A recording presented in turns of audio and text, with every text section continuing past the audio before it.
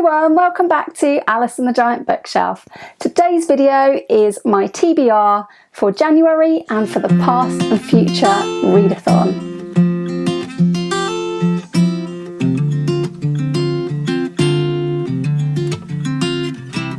Hi everyone, welcome back to my channel, or welcome if you are new. My name's Alice and I still have way too many books, and in January is going to be the Past and Future Readathon, which I am delighted to have been invited to co-host this year. So my fellow hosts for Past and Future Readathon are Emily from Novell Novels, the original host of this readathon, and also Jack from Spread Book Joy and Gemma from Gemma Books. We do have a bingo board. There are 8 prompts, 4 from the past, 4 from the future, and in the middle we have treat, and this can be whatever treat you like. So hopefully we're all practicing lots of self-care in January, and that's where the treats come in. I was hoping to just show you 8 books for the 8 prompts, but of course I became indecisive, so I do have more than 8, but where I have 2 for a prompt, a decision will be made at some point. As well as the bingo board, we do also now have a Storygraph challenge.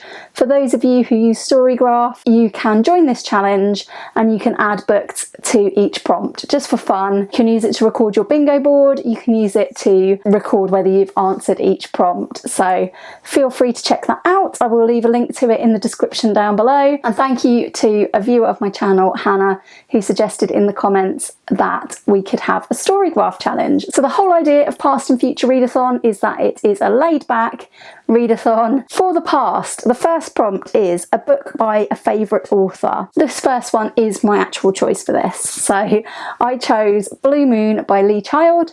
This is of course the next book that I'm up to in the Jack Reacher series. I think this might be about the 25th book in the Jack Reacher series.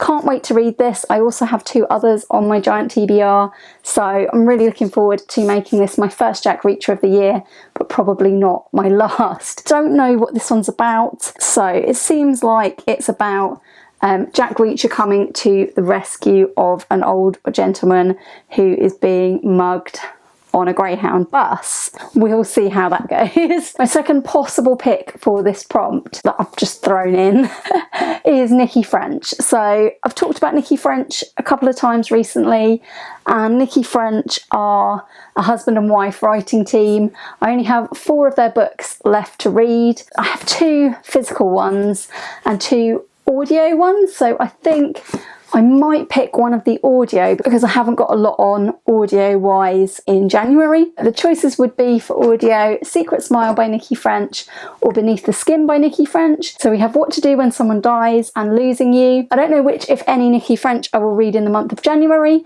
but I would like to read the rest of their back catalogue before their new book comes out in March. So we will see whether I do that.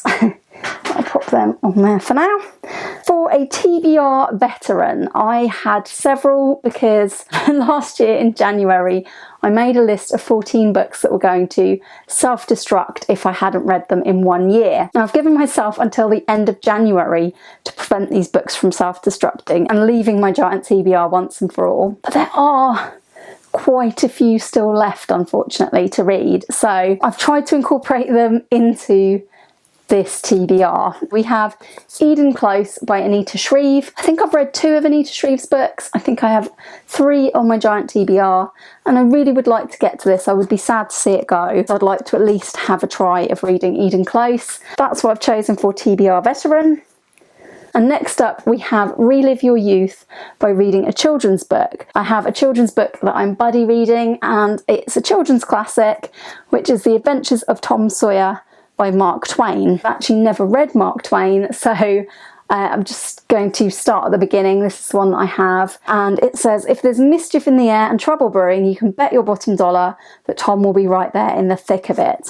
So I'm going to be buddy reading this with the lovely Gemma from Gemma Books, and I'm really looking forward to getting to this one. The final prompt for the past is a book from before you were born, and I've chosen for this To the Lighthouse by Virginia Woolf, and I haven't read Virginia Woolf yet, so I'm also looking forward to getting to this one, and I'm going to be reading this with one of my lovely subscribers, so this is going to be the second buddy read of the month. The future prompts, the first one is a book set in the future. Now, I was going to have two options, and they were going to be the two from my These Books Will Self-Destruct. I really do want to get read so they don't self-destruct. I think these are both post-apocalyptic type books, but I would say one of them is potentially apocalyptic and actually covers a catastrophe of some sort, and one of them is definitely many years post-apocalypse, because I have read the first one in this series, Wool, and that involves living in a silo. So this is the second book in the Silo series by Hugh Howey. Shift. I don't really want to give up on this book. I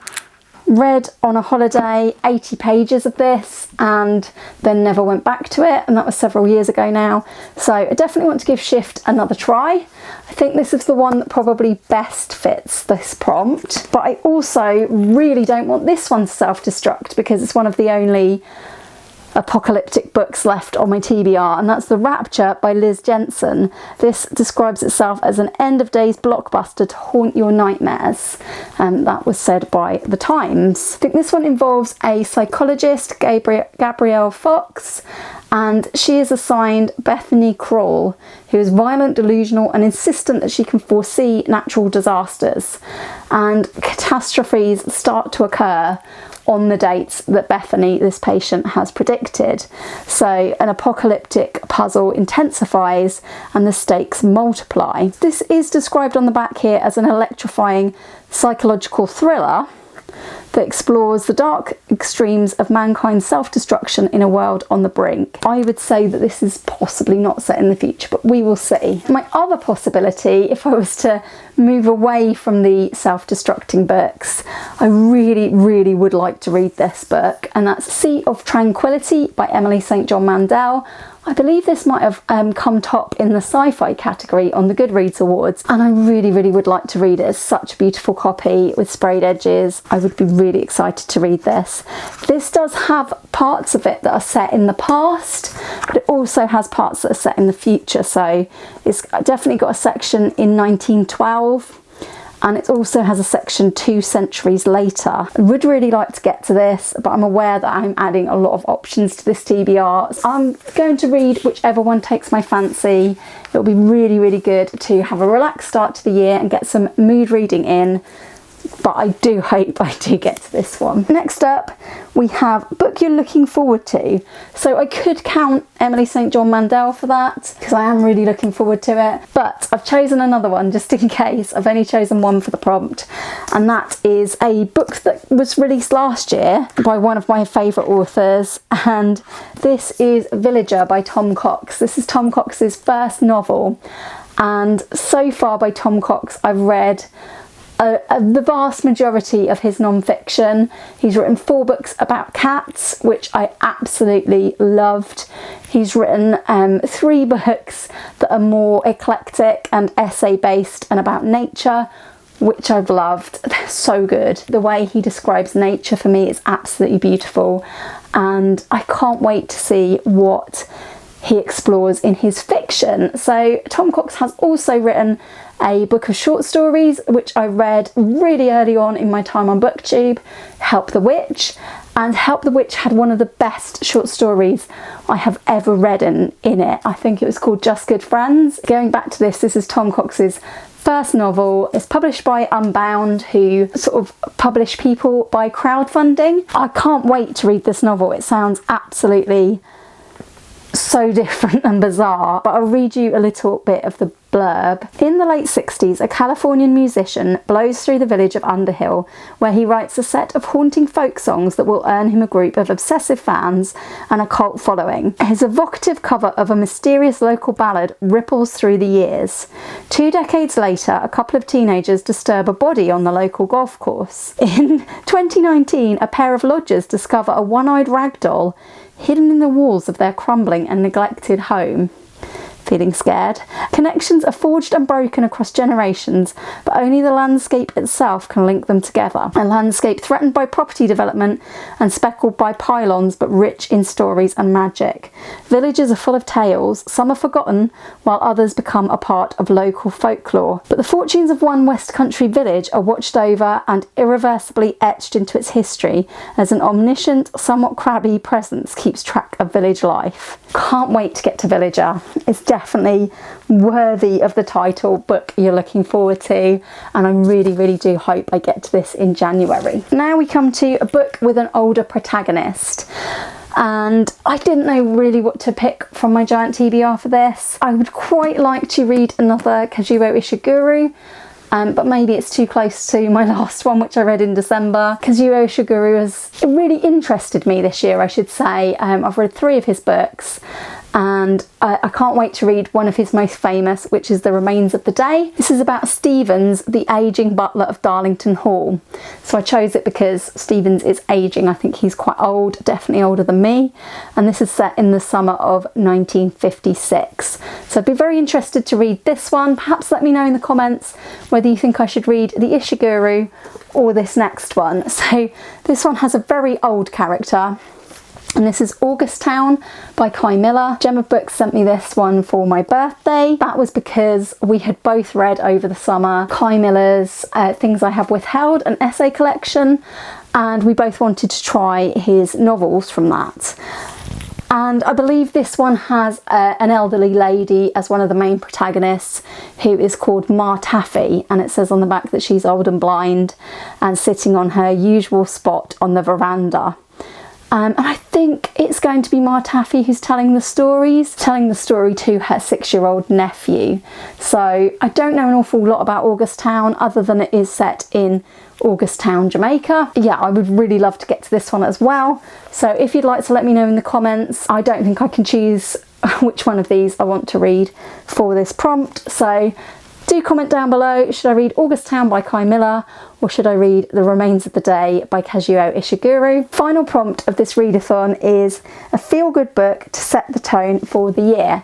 Now, the things that make me feel good are mysteries, and sometimes apocalyptic things.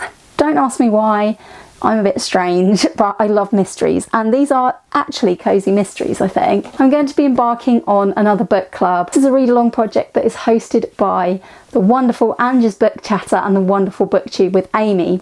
And towards the end of last year, I've been following along with their Charlene Harris read-along about the Sookie Stackhouse books, which was called Out of the Coffin. I've finally finished off that series, and I'm so pleased that I have. And this year they've decided that so we don't all miss Sookie Stackhouse, we should read more Charlene Harris. And this year's read along is going to be called Into the Library, because the main character of these books is a librarian, and that's the Aurora Teagarden mysteries. So I have Omnibus 1, which I have actually already read, and this contains 4 of the novels, and I have Omnibus 2 waiting on my giant TBR to be read, and that also contains 4 novels. I think there are then a subsequent 2 novels which I have never encountered before. As I've said, I did read the ones in this volume, but I read them long enough ago. I have absolutely no memory of these whatsoever. So I'm going to be joining in from the very beginning. The first book is called Real Murders, and the main character, Aurora Teagarden, I believe she's a librarian from what Anne just said, but I don't even remember that tiny detail. So how I've managed to forget an entire omnibus of books, I do not know. I don't know if all will become clear once I start rereading, but this is what I've chosen for this prompt because I want to set the tone for the year. I'm going to read one of these cosy mysteries every month with that lovely read along. I will leave those 2 channels linked down below with their announcements in case you also want to join this fabulous read along. Looking forward to delving back into Aurora Teagarden, whose life I cannot remember at all. So that's the final book on my TBR for the Past and Future Readathon. I have one more book to mention. The last book I want to mention is Jamaica Inn by Daphne du Maurier. This is January and February's pick for the FOMO Book Club. The FOMO Book Club is run by me, Jack at Spread Book Joy, and Gemma at Gemma Books, and we set up this book club to read books that we feel we've missed out on and that we thought other people might have either missed out on or might want to reread with us as well. We do have a Discord server for this, which I will link in the description down below so you can join. We also have a brand new Goodreads group to chat about this book, and that's been set up by Jack, so do go and join that as well. I will leave a link to that as well if I can. We will also go live to talk about this book at the end of February sometime, to be announced, and that will be on Gemma's channel. So highly looking forward to Jamaica Inn. I think this could get read in January, so I had to add it to this TBR as well, but I wanted to leave it open as to when I'm going to read it, and it may be towards the end of the month if I can resist. I believe it's about a character called Mary Yellen, who is on the Cornish moors, and she arrives at Jamaica Inn, which is the home of her Aunt Patience, and Mary discovers further secrets about Jamaica Inn, which I'm sure will make this an extremely interesting, maybe suspenseful as well. I do love Daphne du Maurier's use of suspense. Yeah, I'm really looking forward to a good sort of dark gothic type book for this time of year. That's the final book on my January TBR. If you have enjoyed this video, please do give it a like. Please do consider subscribing if you haven't already. Do let me know in the comments down below, are you joining in with the Past and Future Readathon? You only have to read one book to join in. The prompts are not compulsory, they're just there as some guidance and some fun, and we hope to get the year off to a lovely laid back start with you. Do let me know in the comments, have you read any of these? Which one do you think I should prioritise? What would you like to see me start the month with? And I do hope to see you all again soon for another video all about books here on Alice and the Giant Bookshelf. Bye for now.